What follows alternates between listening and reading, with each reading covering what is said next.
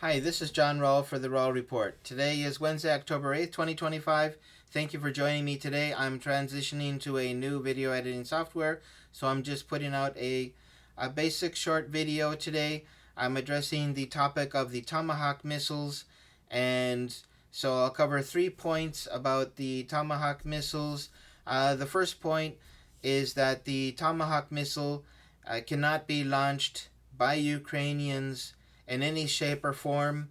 First, because of the programming software that needs to be operated to program the missile, and secondly is due to the launch itself requires training and certifications, requires practice, and so this is something that the Ukrainians haven't practiced on and would take years to learn.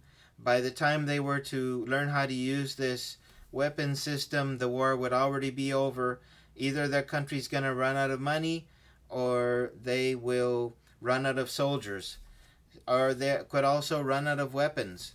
So, anyway, the first point is that only the U.S. military can operate this missile system, and Russia obviously understands that because of all the complexity, the proprietary data software, the the data that only the U.S. military manages from satellites, from military grade GPS.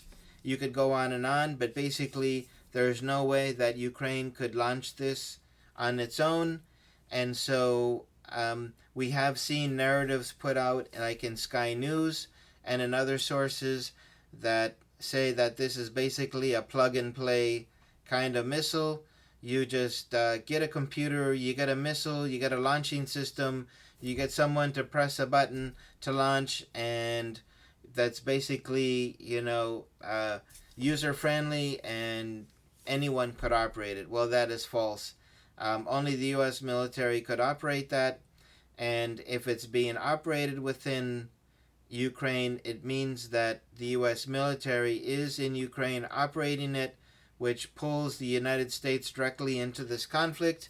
Now, the second point of this video is that this Tomahawk missile is a whole new level of escalation because the missile can contain a nuclear warhead.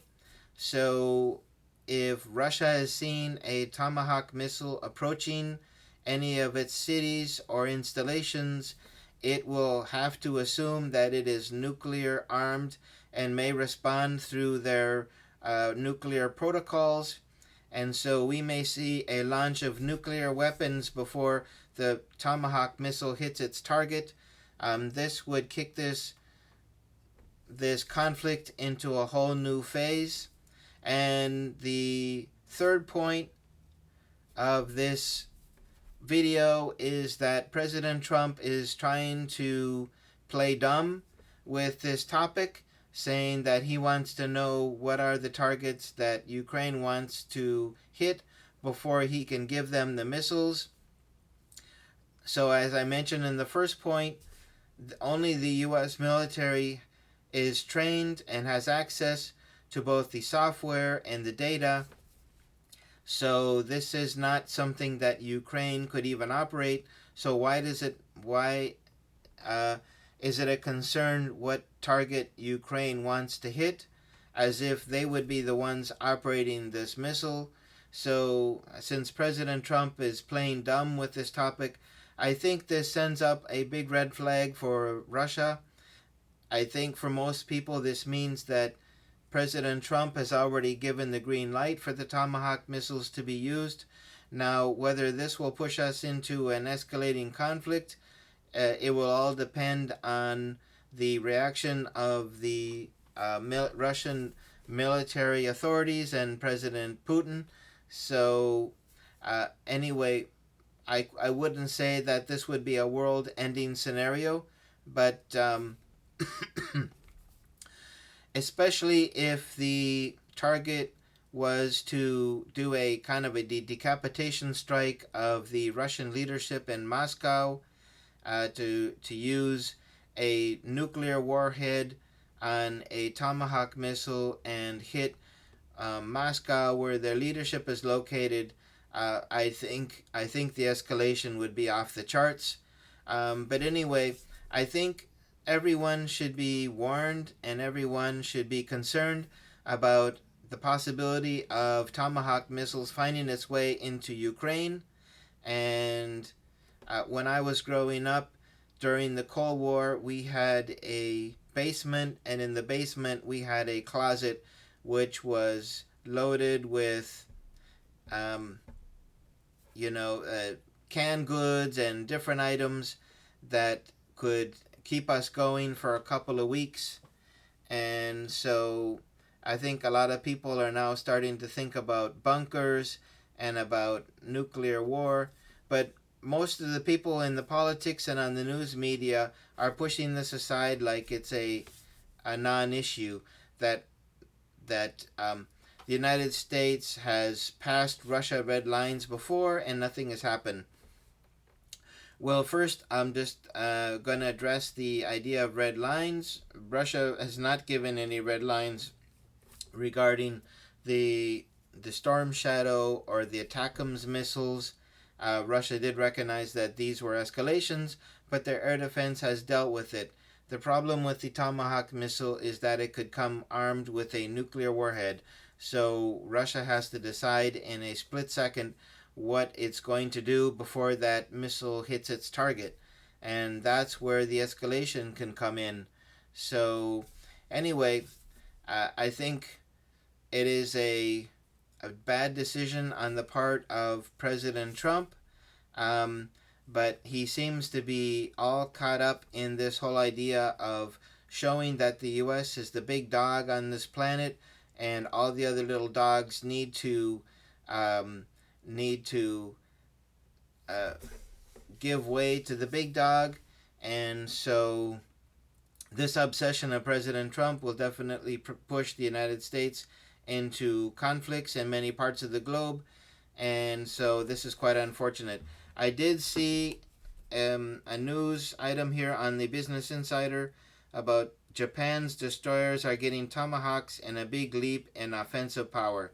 So these Tomahawks would not be aimed at Russia, they would be aimed at China.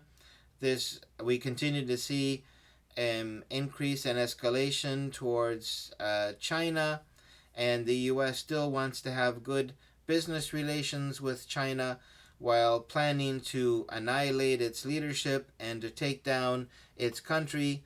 I think the Chinese people are also on to the U.S. plans, and so this situation could also escalate. But anyway, you can say, well, why did they give the Tomahawk missiles to Japan and not give them to Ukraine? Well, you have to understand that after World War II, the United States took over Japan and still is in charge of Japan. So Japan is just basically a colony for the United States. And so the U.S., the political system in Japan was created by the U.S. and the U.S. controls it. So all this is managed under the United States. The day that the United States decides to leave Japan and let Japan rule itself is the day that they would remove those Tomahawk missiles from Japan's destroyers. But you can see Japan following U.S. foreign policy regarding China, and so this is also a worrisome escalation. But anyway, going back to the Tomahawk missiles, I think we should be worried that this could escalate out of control. And so we will see how this goes in the future. But my thought is that President Trump has already given the green light, and that these Tomahawk missiles would find its way into Ukraine with the U.S. military operating it and U.S. military programming the missiles, and that they would try to carry out some sort of decapitation strike on Russia. So anyway, that is my report for today. And if you've stayed with me till now, I thank you for joining me, and join me for new videos. by next week I should be up and running with my new editing software, so you can look forward to more informative and better produced videos. So thank you for your patience during this time, and I want to wish you a wonderful day. Bye bye.